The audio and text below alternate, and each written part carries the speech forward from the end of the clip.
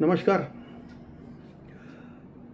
वक्त, टाइम, कल, आज और कल। कल क्या हुआ था, आज क्या हो रहा है और कल क्या होने वाला है। ये संदेश जो है वो सभी धर्म के लोगों के लिए, चाहे वो हिंदू है चाहे मुसलमान है, चाहे सिख है चाहे ईसाई है चाहे नवबौद्ध है। क्योंकि फिर से हम वही मोड़ पे आके बैठे हैं। 1947 में देश का विभाजन हुआ और विभाजन होने से पहले एक जनमत परीक्षा ली गई, वोटिंग लिया गया था कि विभाजन होना चाहिए या नहीं।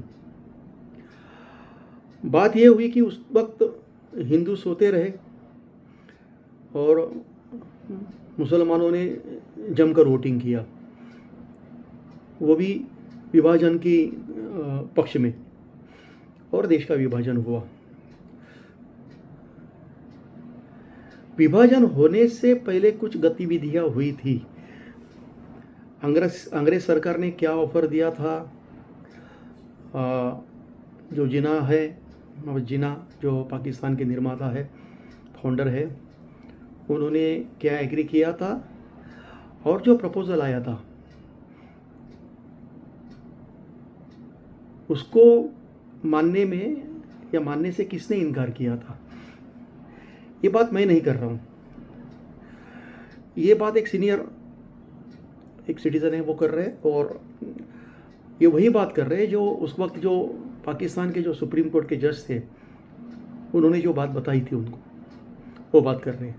सुन लीजिए। मोहम्मद इकबाल के जो ग्रैंड सन, ही वाज जज of the supreme court of Pakistan. उनका एक्चुअल इंटरव्यू मैंने देखा है पाकिस्तान टीवी में। उनको वो इंटरव्यू पूछता है कि जी हमने देखिए पाकिस्तान तो हम मुसलमानों ने बना लिया, अब हम कश्मीर कब लेंगे? तो कहते हैं तुम्हें किसने कहा कि मुसलमानों ने पाकिस्तान बना लिया? मुसलमान कुछ बना सकते हैं? ये कुछ नहीं बना सकते, ये तोड़ सकते हैं पर ये बना कुछ नहीं सकते। तो कहती फिर किसने बनाया? कहते हिंदुओं ने बनाया पाकिस्तान, हमने थोड़ा बनाया। And he gave that instance 1945 जो मिशन आया था, एटली ने कह के भेजा था, एटली ने, कि इंडिया को डिवाइड नहीं करना, मुस्लिम बहुल क्षेत्र ये पंजाब और बंगाल, इनको लोकल ऑटोनॉमी देनी है बस, but major things will be common central government के, defence. So they came with this proposal, India not to be divided but this. Jinnah accepted it, Nehru and Gandhi relate, he said it. तो कहता तुमने थोड़ा बनाया, वो तो उन्होंने बनाया। तुम कुछ बना सकते हो? तुम कुछ नहीं बना सकते, तुम तोड़ सकते हो। विभाजन होने के बाद बहुत सारी हिंसा हुई। पाकिस्तान में जो हिंदुओं की जो प्रॉपर्टी थी वो यहाँ से माइग्रेटेड मुसलमानों को दी गई, उसमें कोई गैर बात नहीं थी, हम भी नहीं मानते। लेकिन यहाँ से जो मुसलमान माइग्रेट हुए थे पाकिस्तान में, उनकी जो प्रॉपर्टी यहाँ पे थी वो हिंदुओं को नहीं दी गई।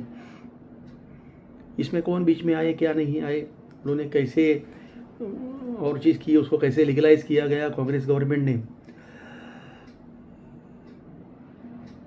ये आगे का इतिहास सब जानते हैं। वक्फ बोर्ड की निर्मित कैसी हुई और उस पर कानूनन मोहर कैसी लगाई गई, उसको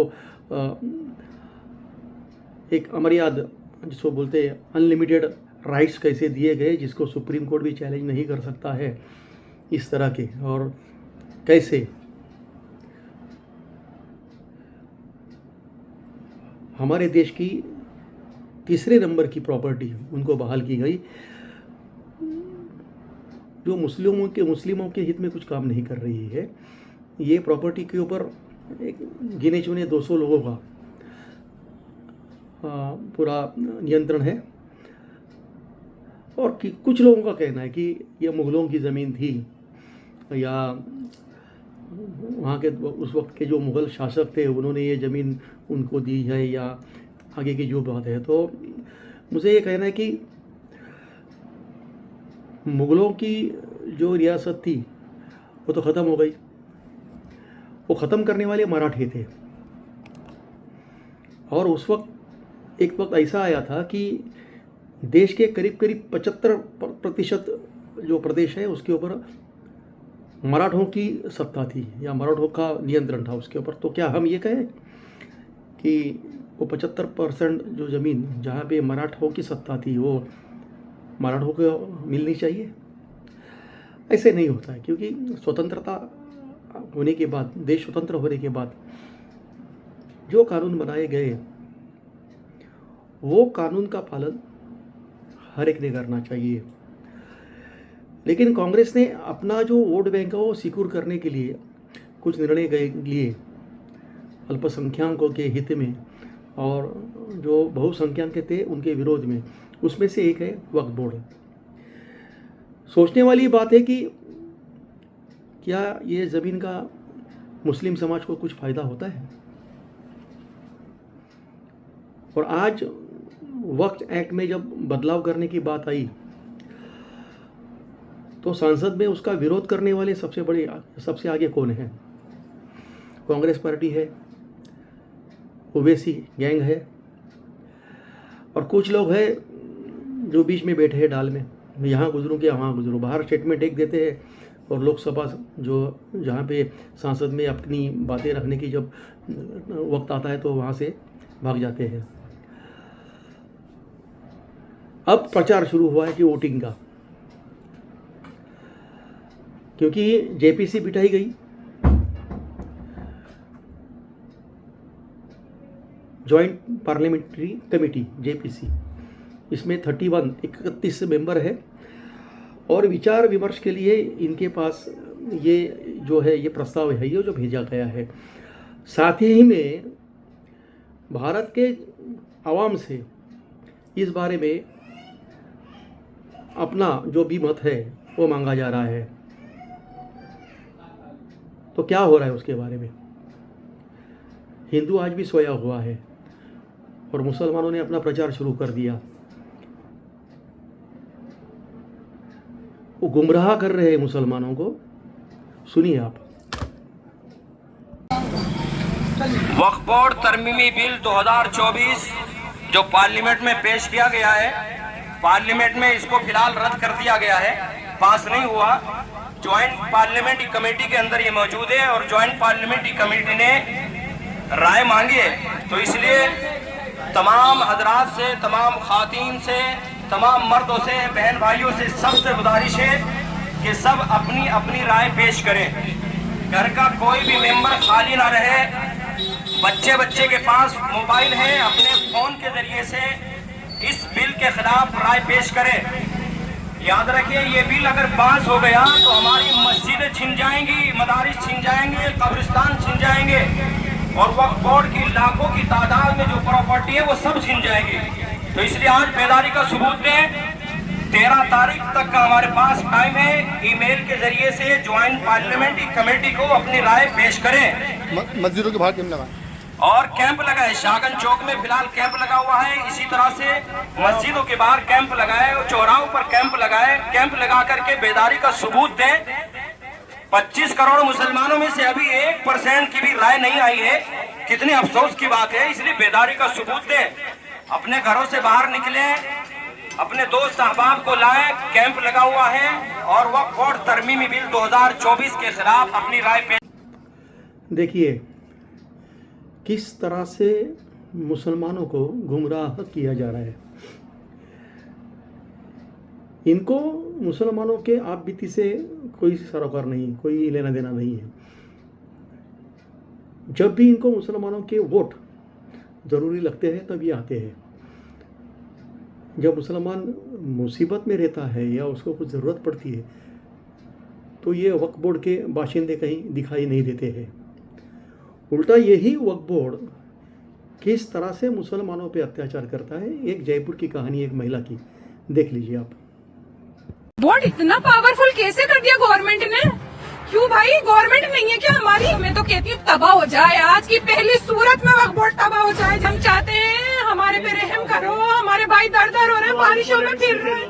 इतने से बच्चे हमसे एविडेंस मांग रहे हैं। पूरे मकान के अंदर घुसकर ताले तोड़कर सामान इन लोगों ने निकाला। आंखों में आंसू, जुबान पर दुआओं की जगह बद्दुआएं और सरकार से गुहार।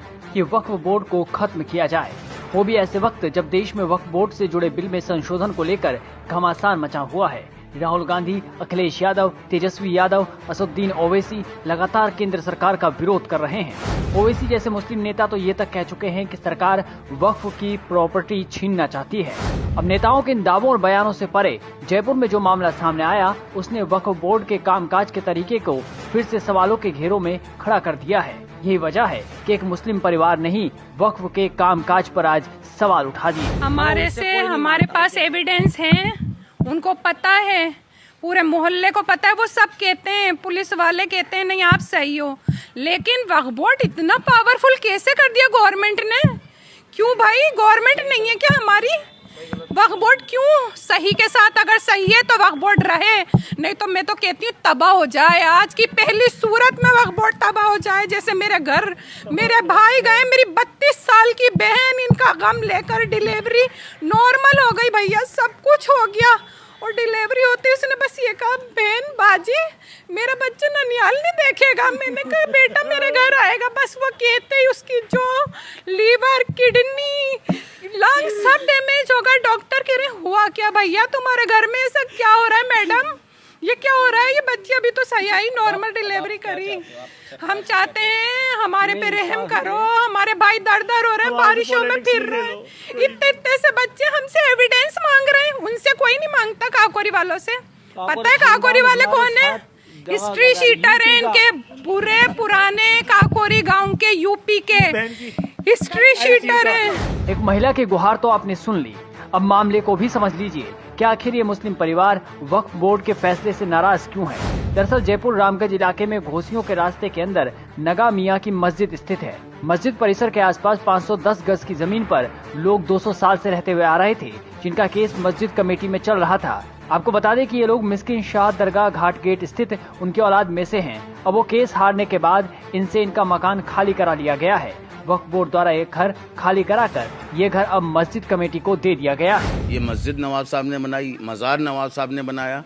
नवाब जो थे यहाँ के वजीर थे दरबार के, तो जो राजा थे उनके जो वजीर हैं नवाब साहब हैं, तो नवाब साहब के ज़रिए सारे मामलात हुए हैं। इसी तरीके से वो जो जायदाद हमें वहाँ पर जो इन्होंने बेदखल किया है, ये सारा हमको पूरे परिवार को वहाँ से निकाला है 250 साल के बाद इन लोगों ने नगा मियां की मस्जिद में। तो इस तरीके से वहाँ पर रहते हुए आज वक्फ बोर्ड ने और इन कमेटी वालों ने, इन फारूक अलवी के ख़ानदान ने, पूरे ने हमारे ऊपर पूरा जुल्म और ज़्यादती के साथ पुलिस के ज़रिए हमारे को वहाँ से निकाला गया है, और पूरे मकान के अंदर घुसकर ताले तोड़कर सामान इन लोगों ने निकाला। हम लोगों ने कोई सामान नहीं निकाला। इस तरीके से कंडम और कोर्ट भी हुआ है कि कोर्ट की आपने बेरुमती करी है कि जब कोई भी फिर जो भी कमरा बंद है, जायदाद बंद है, तो उसमें घुस नहीं सकता बिना इजाज़त के, जिसके मालिकाना हल्क है। आए तो सब थे, अमीन कागजी भी आए थे, खानू खान ने भी कहलवाया था अमीन कागजी के ज़रिए, और आपके रफ़ीक खान भी इसमें, लेकिन इन लोगों ने हमारे को कोई मदद नहीं करी, बल्कि उन लोगों का साथ दिया है, हमारा साथ बिल्कुल नहीं दिया उन लोगों ने।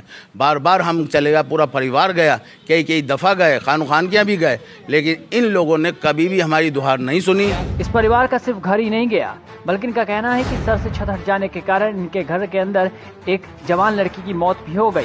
बताया जा रहा है कि उसने अपना घर खोने की वजह से वो डिप्रेशन में आ गई, उसकी तबीयत बिगड़ी और उसने अपनी जान गंवा दी। उसके बाद ये लोग परेशान होकर मस्जिद के बाहर अपना घर वापस मांगने के लिए बैठ गए हैं। यही वक्फ की कितनी प्रॉपर्टी है जिसके साथ में ये लोग पैसे वाले लोग हैं। ये वक्फ बोर्ड उनसे पैसे लेके उनके नाम प्रॉपर्टी कर देती है, लेकिन हम लोग गरीब हैं, कमज़ोर हैं, सब लोग एक साथ हो गए, हम लोगों को बेदखल कर दिया। कल भी हम लोग जब गए थे, हमारी फूफी का इंतकाल हो गया कल, हम सब लोग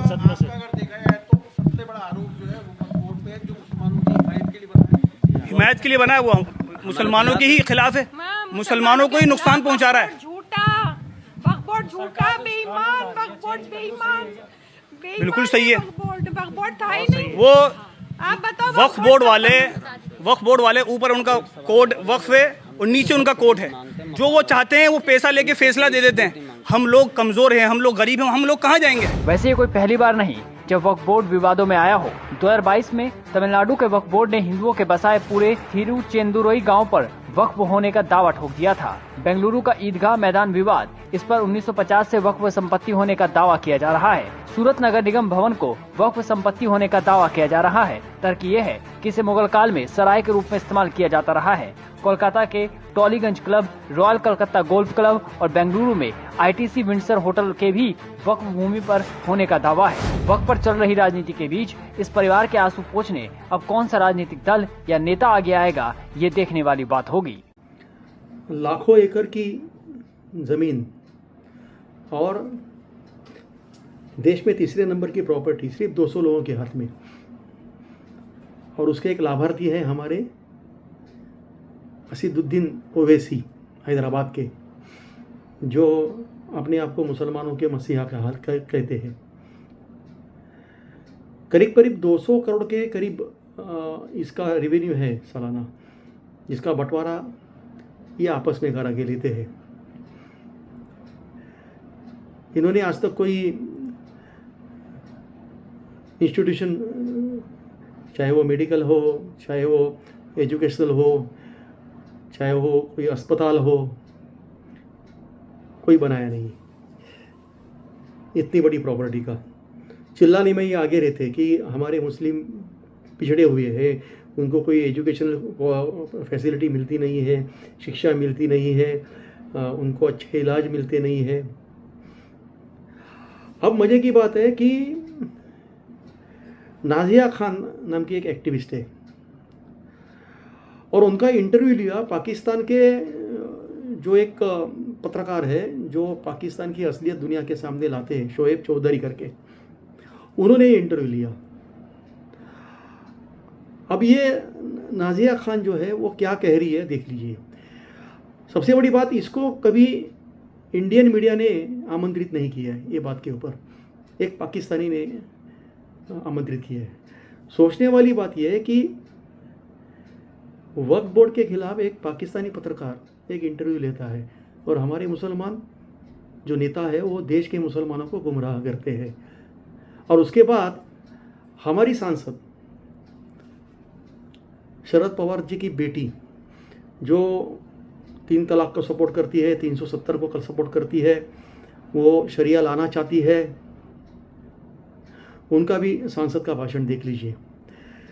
किस तरह से मुसलमानों को गुमराह किया जाता है और वक्फ बोर्ड की असलियत क्या है देख लीजिए। आपको बताना चाहूंगी कि मेरे हाथ में यहाँ पर वक्फ बोर्ड का वक्फ एक्ट की किताब है। ये देखिए लिखा हुआ है ना, द वक्फ एक्ट 1995 है ना, लिखा हुआ है ना, आप खुद पढ़ ले रहे हैं ना।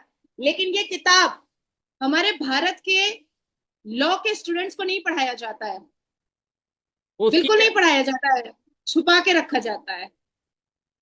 उसकी क्या रीजन है? उसकी रीजन ये है, इस किताब में कुछ ऐसे सेक्शंस हैं जो खतरे से खाली नहीं है, जिससे दिल धड़कने उठेगा।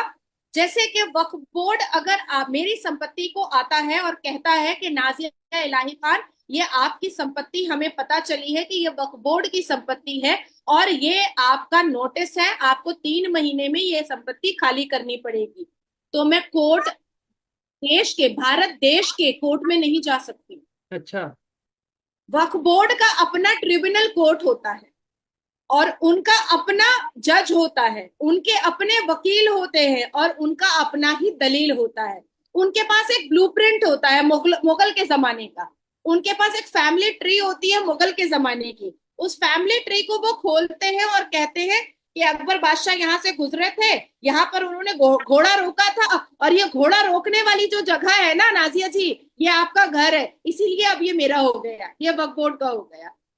तो जज भी उनका, जजमेंट भी उनका, ट्रिब्यूनल भी उनका, कोर्ट भी उनका, वकील भी उनका, और इस तरह से उन्होंने हजारों लाखों संपत्तियां लोगों की हड़प करके रख ली। अब कुछ मिसालें मैं आपको दे देना चाहती हूँ जो आपको समझ में आएगा कि मैं गलत नहीं बोल रही। तमिलनाडु का एक किसान था, 2021 की घटना है। तमिलनाडु का एक किसान था जिसने जो अपने खेत को बेचना चाहता था, और वो बेचारा रजिस्ट्रार के पास गया और उसने कहा कि मुझे खेत बेचना है, अपनी बेटी की शादी करनी है। बाद में पता चला कि उसकी संपत्ति को वक्फ बोर्ड ने ले लिया है। ठीक है, उसे उन्होंने कहा कि हाँ ये मेरा है, हाँ ठीक है। अब फिर मैं तमिलनाडु की ही बात बता रही हूँ। तमिलनाडु का एक गांव है, उसमें वो उस पूरे गांव को वक्फ बोर्ड ने कहा कि ये मेरी संपत्ति है। यहाँ तक के 1500 साल की पुरानी पुरानी एक मंदिर है, उस मंदिर को भी कह डाला कि अरे ये तो पहले मस्जिद थी, हमारे बाबर साहब और अकबर अकबर मुगलों ने इसको इसको मस्जिद बनाया था, आप लोगों ने मंदिर बना दिया। भाई इसका पूरा पेपर है हमारे पास, ये 1500 साल पुरानी मंदिर है, नहीं ये पूरा मेरा है। अब मैं आपको, चलिए ये तो हिंदुओं की बात हो गई, लोग सोचेंगे कि मैं हिंदुओं की सिफारिश कर रही हूँ। हाँ वक्फ बोर्ड ने मुसलमानों की भी जमीन हड़प की है। अब आप सोचिए, मुसलमानों की जमीन भी हड़प की है। अख्तर अली वर्सेस उत्तर प्रदेश वक्फ बोर्ड, अख्तर अली नाम के आदमी की कई एकड़ की जमीन वक्फ बोर्ड ने हड़प की, और उसके बाद फिर अपने ट्रिब्यूनल से, अपने ही कोर्ट से, अपने ही जज से, अपने ही जजमेंट से कह दिया अख्तर अली अब तुम यहां से निकल जाओ, ये जमीन वक्फ बोर्ड की हो गई। अख्तर अली 11 साल इंतजार करने के बाद न्यायपालिका पहुंचा और कहा, उसने चैलेंज किया वक्फ बोर्ड को, मुसलमान होने के बावजूद, कि ये वक्फ बोर्ड ये हड़प करने के लिए बैठा है, ये लैंड माफिया है, ये जिहाद चला रहा है, इसके अलावा कुछ नहीं चला रहा है। फिरोज खान वर्सेस उत्तर प्रदेश वक्फ बोर्ड, फिरोज खान साहब की जमीन, इन्होंने 4 साल लड़ाई लड़ी। ठीक है। अब इसके बाद आती है अनीस आयशा, मैं सबके जजमेंट को लेकर के बैठी। ये नाजिया जी, ये वक्फ बोर्ड पूरे इंडिया में का एक मतलब वो बोर्ड है, या हर एक स्टेट का अपना अपना अलहदा से वक्फ बोर्ड होता है? ये मुझे थोड़ा सा क्लियर करिएगा, क्योंकि ऐसा होता है ना कि किसी स्टेट में कोई गवर्नमेंट, किसी स्टेट में कोई गवर्नमेंट, तो वक्फ बोर्ड भी फिर उस हिसाब से, या पूरे इंडिया का एक वक्फ बोर्ड है, फिर आगे उसने अपने ऑफिस या जो भी एक?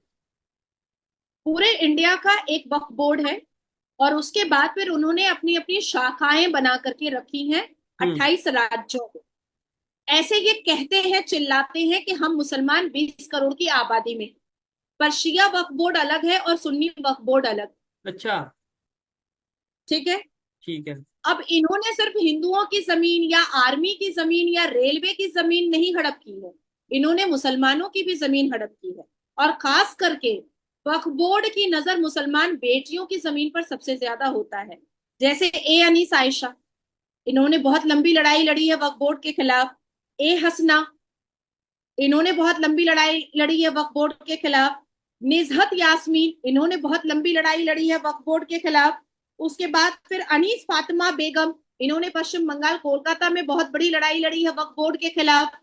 उसके बाद फिर सलमान खान, ये हैं आपके तमिलनाडु के, इन्होंने बहुत बड़ी 2023 में इनको जजमेंट मिला है इनके फैसले पर, इन्होंने बहुत बड़ी लड़ाई लड़ी है वक्फ बोर्ड के खिलाफ। शहनाज परवीन वर्सेस मध्य प्रदेश वक्फ बोर्ड, इन्होंने वक्फ बोर्ड के खिलाफ बहुत लंबी लड़ाई लड़ी है कि इनकी जमीन को हड़प कर लिया गया है। वक्फ बोर्ड की कुरीतियां अभी आप सुनेंगे तो आपकी आंखें फट जाएंगी। वक्फ बोर्ड, इलाहाबाद हाई कोर्ट के अंदर एक मस्जिद थी, बहुत पुरानी मस्जिद थी, वहां पर जो मुसलमान वकील होते थे वो नमाज पढ़ने के लिए जाते थे। अचानक से एक दिन सबने देखा कि वक्फ बोर्ड ने हरा हरा बोर्ड लगा दिया और कहा कि ये तो वक्फ बोर्ड की जमीन है।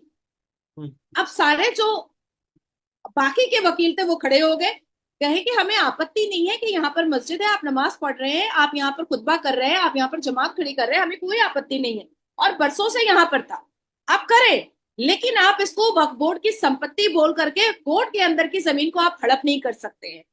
अब क्या हुआ, अब वक्फ बोर्ड जो है उनको आंखें दिखाने लगा, तो वकील भी भाई वकीलों से आंखें दिखाकर और उंगली उठा करके बात कभी नहीं किसी को करना चाहिए। अब उन्होंने एक याचिका दायर कर दी, और याचिका में इलाहाबाद हाई कोर्ट के जज ने कहा कि भैया अब तुम ये मस्जिद ही हटाओ। अब वक्फ बोर्ड वाले अकड़ गए, बोले नहीं, हम तो, ये तो वक्फ बोर्ड की जमीन है, हम तो हटाएंगे ही नहीं, हमारे तो मुगलों ने छोड़ करके गए हैं ये जमीन। ये मामला चला गया सर्वोच्च न्यायपालिका, मतलब भारत के सबसे बड़े honourable supreme court of India में। सुप्रीम कोर्ट ऑफ इंडिया ने जब इंटरवीन किया तो सुप्रीम कोर्ट ने कहा बेटा हटा लो मस्जिद, इज्जत से हटा लो, क्योंकि अब तुमने गलत कर दिया। तब जा करके वक्फ बोर्ड ने एक रिक्वेस्ट की याचिका डाली और कहा कि ऑल्टरनेट में हमको कोई जगह दे दीजिए मस्जिद बनाने के लिए। तो ये तरीका होता है वक्फ बोर्ड वालों का वक्फ की जमीन को हड़पने का, और इसको चलाने वाले मात्र 200 लोग हैं पूरे भारत में, मात्र 200 लोग। ठीक हो गए, तो वो फिर कितने 2017 में अच्छा ये चीजें क्वेश्चन मार्क और डाउटफुल कब हुई, 2017 में ये वक्फ बोर्ड के जो मेंबर बैठे हुए हैं और चेयर पर जो सब कोई बैठे हुए हैं, इनकी आपस में लड़ाई हो गई थी। आपस में लड़ाई कैसे हुई कि कुछ मुतवल्ली, आप तो समझ रहे हैं जी मुतवल्ली, लेकिन बिल्कुल, भारत ऐसे के ये व्यूअर्स मसीह को का जो समझाने रिकॉर्ड। जी, के लिए, मुतवल्ली मतलब मैनेजर, मैं उसने क्या किया था कि मुतवल्ली मैनेजर ने कुछ संपत्तियों को बेच डाला अपने पर्सनल इंटरेस्ट के लिए, अपने पर्सनल फायदे के लिए। कुछ मुतवल्लियों ने वक्फ बोर्ड की संपत्ति में घर बना करके अपनी बेटी को जहेज में दिया। कुछ मुतवल्लियों ने उस वक्फ बोर्ड की संपत्ति को बेच करके अपने बेटे को विदेश भेजा पढ़ाई करवाने के लिए। तो आपस में लड़ाई हुई, और आपस में जब लड़ाई हुई तो ये बात चर्चाएं आम पर आई कि जो वक्फ बोर्ड बनाया गया था कि वो मुसलमानों के सोशल वेलफेयर के लिए काम आएगा, वो वक्फ बोर्ड में 200 लोग अपनी हुक्मरानी रख करके और अपने आप को शहंशाह समझ करके अपनी पर्सनल अय्याशी और अपनी पर्सनल लैविश लाइफ में इस्तेमाल कर रहे हैं। यहाँ तक के शोएब, मैं आपको ये भी बताती चलूं कि वक्फ बोर्ड की कई संपत्ति असदुद्दीन अवैसी ने भी हड़प करके रखी हुई है और उसके भी चीथड़े अब उड़ रहे हैं और वो जवाब नहीं दे पा रहा है। अब आती है बात वक्फ बोर्ड की कि अगर वक्फ बोर्ड ने मुसलमानों के सोशल वेलफेयर के लिए बना था, अगर वक्फ बोर्ड ने सोशल वेलफेयर के लिए काम किया होता, तो क्या सच्चर कमीशन की रिपोर्ट के हिसाब से भारत के मुसलमान दलित से पीछे होते शिक्षा में? नहीं है। मुसलमान आज खुद ही मुसलमान चिल्लाता है ना, मुझसे बातचीत करने से पहले आप लोग क्या सुनते थे कि भारत में मुसलमानों को बहुत अत्याचार किया जा रहा है, उनको खाने को नहीं है, उनको पहनने को नहीं है, उनको रहने को नहीं है। तो आप इसी मुसलमान के पास जब 9.4 लाख एकड़ जमीन है, 200 करोड़ से ऊपर का रेवेन्यू आ रहा है, आप सरकार से पैसा ले रहे हैं, तो फिर मुसलमान नंगा भूखा क्यों है? तो फिर मुसलमान जाहिल क्यों है? अब उसकी वजह मैं आपको बताती हूँ, ये भी सुनिए गौर से। उत्तर प्रदेश के आगरा में 8,436 प्रॉपर्टी वक्फ बोर्ड के अंदर में है, जिसमें 605 दरगाह, मजार और मकबरा बना हुआ है, ईदगाह 18 बना हुआ है, कब्रिस्तान 884 बना हुआ है, मदरसा 83 बना हुआ है, मस्जिद 580 बना हुआ है, स्कूल 0, स्कूल 1 भी नहीं। अच्छा, ये मैं पूरे डेटा लेकर के बैठी हूँ। ठीक है, लेकिन अब मेरे ख्याल से जिस तरीके से अब लोग खास तौर पे अगर हम बात करें एजुकेशन की अहमियत को जानने लगे, मेरे ख्याल से अब थोड़ा ये चेंज आता नजर आएगा आने वाले टाइम में। नाज़िर जी, इधर दो चीजें हैं, एक मेरे पर्सनल माइंड में भी क्वेश्चन आया है और शायद बहुत से लोगों को खास तौर पे पाकिस्तान से माइंड में आएगा जब वो ये वीडियो देखेंगे, तो इसलिए मैंने सोचा क्वेश्चन कर लूं। लोग ये सोचेंगे कि यार चाहे यूनिफॉर्म सिविल कोड हो, चाहे वक्फ बोर्ड हो, ये मतलब ये जो से जितने भी पार्लियामेंट के अंदर बिल पेश किए जाते हैं ये मुसलमानों के अगेंस्ट होते हैं, तो इसका मतलब है मोदी गवर्नमेंट मुसलमानों के अगेंस्ट है। लेट्स सपोज आपसे कोई ये क्वेश्चन करता है, आप उसका क्या आंसर करेंगे? यूनिफॉर्म सिविल कोड सिर्फ मुसलमानों के लिए तो नहीं आ रहा है शायद, लेकिन जो एक इमेज किया जाता है, जो पोर्ट्रे किया जाता है, वो तो यही है ना कि जो यूनिफॉर्म सिविल कोड मतलब मुसलमानों का जो सा वो के खिलाफ है। नहीं, कोई सिख तो नहीं रो रहा है, कोई ईसाई तो नहीं रो रहा है, कोई हिंदू तो नहीं रो रहा है, तो आखिर मुसलमान रो क्यों रहे हैं यूनिफॉर्म सिविल कोड से? ये भी तो वजह जाननी बहुत जरूरी है ना। ये वजह ही तो मुसलमान नहीं बता रहे हैं कि वो रो क्यों रहे हैं। भाई सिखों ने तो बोला कि हम स्वागत करते हैं यूनिफॉर्म सिविल कोड का, हिंदुओं ने कहा कि हम स्वागत करते हैं यूनिफॉर्म सिविल कोड का, क्रिश्चियन ने कहा कि हम स्वागत करते हैं, सारे धर्मों ने कहा कि हम स्वागत करते हैं। आखिर मुसलमानों को आपत्ति क्या है यूनिफॉर्म सिविल कोड से? ये भी तो बताए, लिखित रूप में बताए भाई। हम तो ऐसे नहीं कह रहे हैं कि आप हवा में बताइए, आप लिखित रूप में बताइए। अब बात आती है कि मुसलमान कहेंगे कि हमको 4 शादी नहीं करने दिया जा रहा है, तो मत करो ना, क्या प्रॉब्लम है? अच्छा ही है, एक शादी करो या दो बच्चे पैदा करो, उसको अच्छे से लिखाओ, पढ़ाओ, बड़ा करो, और जिस देश में आप रहते हो उस देश के संविधान को अगर आप नहीं मानोगे तो कैसे चलेगा? अच्छा, बांग्लादेश के जो मिनॉरिटीज हैं बॉर्डर के ऊपर आती नजर आ रही हैं, पहले तो ये सिर्फ न्यूज थी, अब प्रॉपर मैंने वीडियो देख ली है और वो आके रिक्वेस्ट कर रहे हैं कि हमें इंडिया में आने दें। अब सवाल इधर यह है कि भाई क्या इंडिया की गवर्नमेंट उन्हें आने देंगी? डेफिनेटली इलीगल वे में तो ऐसे तो कोई भी आके कहेगा, ऐसे तो सारा एक सिस्टम खराब हो जाता है। तो क्या उसका हल क्या देखा आपने, या क्या हल आपको लगता है होना चाहिए? बहुत खूबसूरत सवाल आपने शोएब किया है। देखिए, सिटीजनशिप अमेंडमेंट एक्ट बिल के हिसाब से हमने नागरिकता देने की बात कही है, पर 2014 से पहले ठीक है। जितने भी हिंदू पाकिस्तान से, सीरिया से या अलग अलग देशों से जो कहीं पे आए भी। हैं बांग्लादेश से, हम उनको नागरिकता दे भी रहे हैं। 2024 के लोकसभा इलेक्शन के ड्यूरेशन में भी हजारों लोगों को नागरिकता मिली है, उनको सर्टिफिकेट मिला है बजाते। लेकिन अब बात यहाँ पर मान सम्मान की आ चुकी है। ये जो वीडियो है, जो लोग नदी के रास्ते से या जंगल के रास्ते से, जाहिर सी बात है, मरता क्या नहीं करता इंसान, अपने जान को बचाने के लिए, अपनी बहू बेटी की आबरू को बचाने के लिए कुछ भी करने को तैयार हो जाता है। लेकिन आपने कल से लेकर आज तक में बांग्लादेश के ढाका के रोड पर, बांग्लादेश की गलियों में हरे कृष्ण हरे रामा का आपने आवाज सुना होगा। आपने ढाका के रोड पर आपने जय श्री राम का आवाज सुना होगा। मैंने और मेरे जो बड़े नेता हैं जैसे योगी जी, हम लोगों ने कहा कि अपने अधिकार को मांगना समझो, सीखो कैसे मांगा जाता है अपना अधिकार। आ जाना ये कायरता की निशानी होगी। हम तो आपको सेव करेंगे, हम अपने भारत में आपको शरण देंगे, लेकिन इलीगल तरीके से नहीं देंगे। वो तो आप बॉर्डर क्रॉस करके आएंगे और हम आपको रख लेंगे, ये नहीं हो सकता है। आप सोचें कि आदरणीय प्रधानमंत्री जी ने एक कमेटी बनाई है जिसको डॉक्टर एस जयशंकर देख रहे हैं, और वो यूएन से डायरेक्ट बात कर रहे हैं कि हिंदुओं को बचाया कैसे जा सकता है। इसके अलावा सारे हिंदू 1,28,00,000 हिंदू बांग्लादेश के रोड पर जय श्री राम के नारे लगाए हैं, और उन्होंने कहा है कि हमें हमारा हक चाहिए और हमें हमारे हक से कोई भी बेदखल नहीं कर सकता है। मैं यही संवाद मैं पाकिस्तान के हिंदुओं को भी देना चाहती हूँ। नजरें झुकाकर मत जियो, घबरा कर मत जियो। जबान में अपना हक मांगने के लिए जबान में थरथराहट नहीं, जबान में गड़गड़ाहट होनी चाहिए। आपकी आवाज नीची नहीं, आपकी आवाज ऊंची होनी चाहिए। आपके अंदर डर नहीं, आपके अंदर जोश होना चाहिए कि आप अपना हक मांग रहे हैं। आप जो लोग ईरान में हिंदू रह रहे हैं, जो अरब में हिंदू रह रहे हैं, जो पाकिस्तान में हिंदू रह रहे हैं, जो अफगानिस्तान में हिंदू रह रहे हैं, जो श्रीलंका में हिंदू रह रहे हैं और जो बांग्लादेश में हिंदू रह रहे हैं, उन हिंदुओं को अब अटल होना पड़ेगा। अब उन हिंदुओं को यूनाइट होना पड़ेगा। उन हिंदुओं को अपनी आवाज उठानी पड़ेगी। कब तक अपनी आंखों के सामने अपनी बहु बेटियों को लुटता हुआ देखेंगे?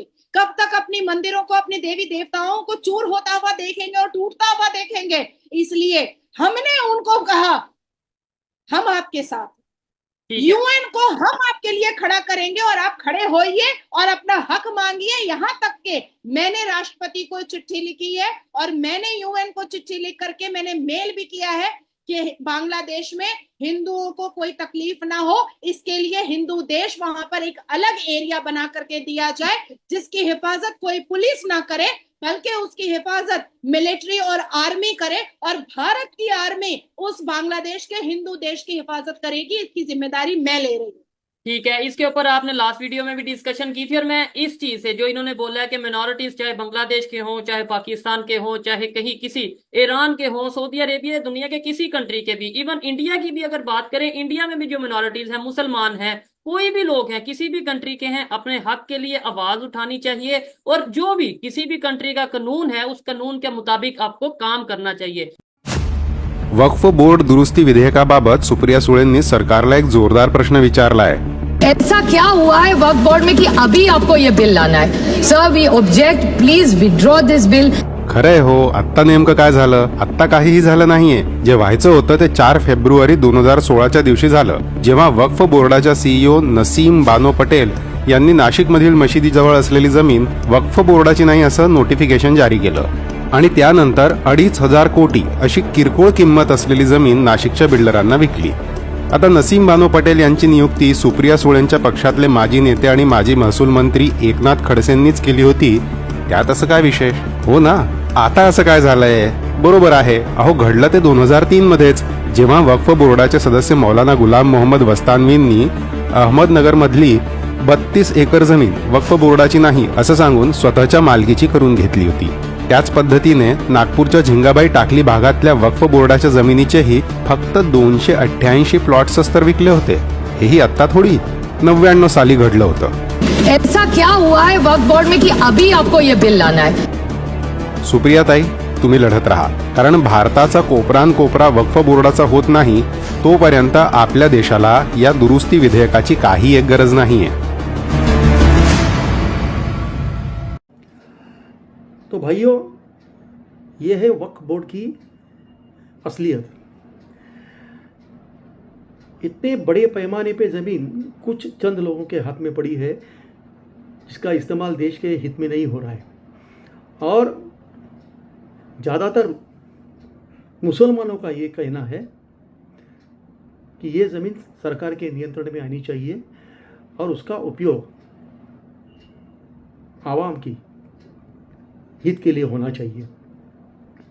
हित किसका हो रहा है? जो कमेटी में बैठे हैं उनका. किसी ने अपना घर बना लिया, किसी ने वो ज़मीन हड़प ली, कुछ मैनेजर्स हैं उनके, उन्होंने वो ज़मीन बेच दी, अपना भला कर दिया. मुसलमानों को क्या मिला? गरीबी. शिक्षा की कोई योजना नहीं है, अच्छी मेडिकल फैसिलिटी नहीं है. सोए हुए हिंदू और जागरूक मुसलमान दोनों को ये बात सोचनी चाहिए. अगर नाजिया खान ये कहती है और वो सपोर्ट करती है कॉमन सिविल कोड का,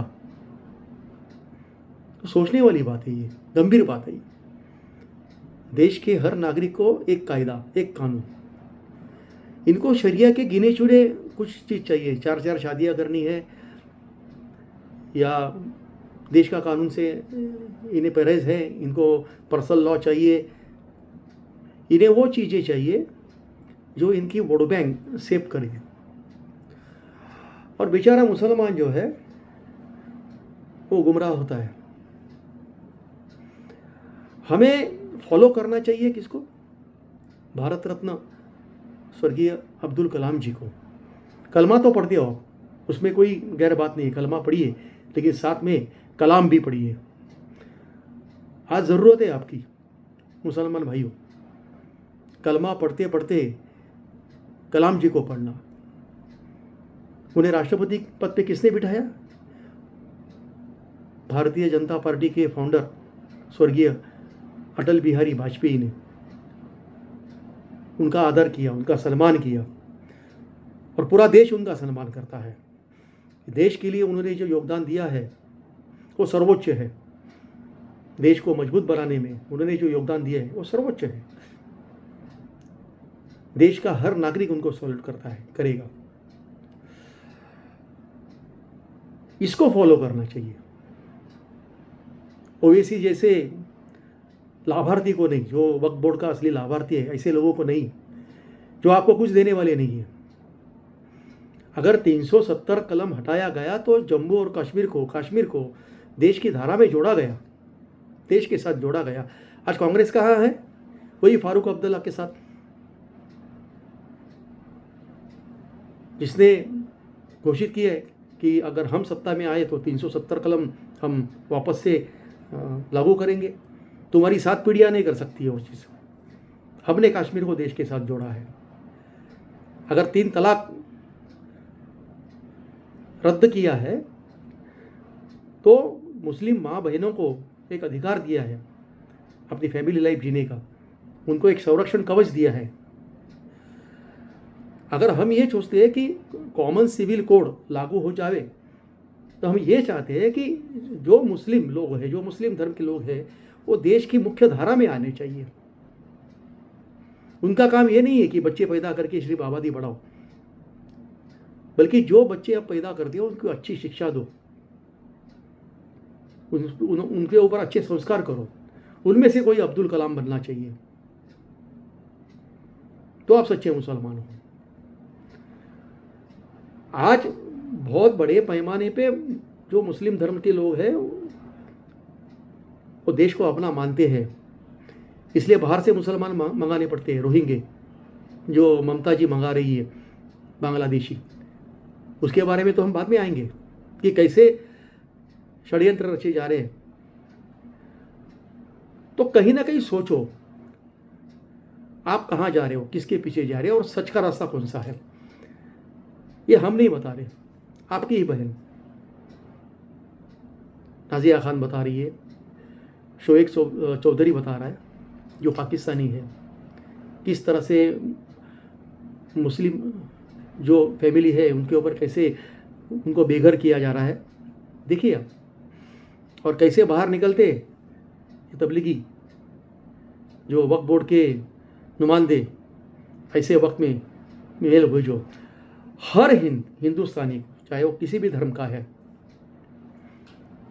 जो भी जनमत मांगा गया है आपसे, आपके सुझाव मांगे गए हैं, देने चाहिए वक्फ बोर्ड के खिलाफ। इसको खालसा करना ज़रूरी है। ये संपत्ति देश की है और देश की रहनी चाहिए। उम्मीद है ये सारे वीडियो देखने के बाद, क्योंकि बहुत बार ऐसा होता है कि सोशल मीडिया पे जो वीडियोस आते हैं वो हमें हमारी जो प्रसार माध्यम है या मीडिया है, इलेक्ट्रॉनिक मीडिया, उस पर दिखाई नहीं देते हैं। नाजिया खान जैसी कोई एक्टिविस्ट है जो सच में काम कर रही है, उसको बुलाया नहीं जाता है और सच छुपाया जाता है। सच आपके सामने आना चाहिए कि मौजूदा सरकार क्या करना चाहती है। अगर वो आपको देश के मुख्य धारा में लाना चाहती है तो आपको भी सोचना चाहिए। देश का कानून यह हमारा कानून है, कानून का सम्मान करना चाहिए, कानून के दायरे में अपना हर काम करना चाहिए। सोचो। और साथ में मेल भेज रहा हूँ, ईमेल आईडी भेज रहा हूँ, इसकी लिंक भेज रहा हूँ मैं आपको, जो मांगी गई है सरकार से। आवाम क्या कहना चाहती है आप कहिए इसको, जो सच लगे कहिए, जो तुम्हारी अंतरात्मा मानती है वो कहो, ना कि ये वक्फ बोर्ड के जो 200 मेंबर हैं उनके नुमाइंदे जो आपके पास आके आपको गुमराह करने की कोशिश कर रहे हैं, उनकी बात मत मानिए। नाजिया खान की बात मानिए, शोएब चौधरी की बात मानिए। जय हिंद।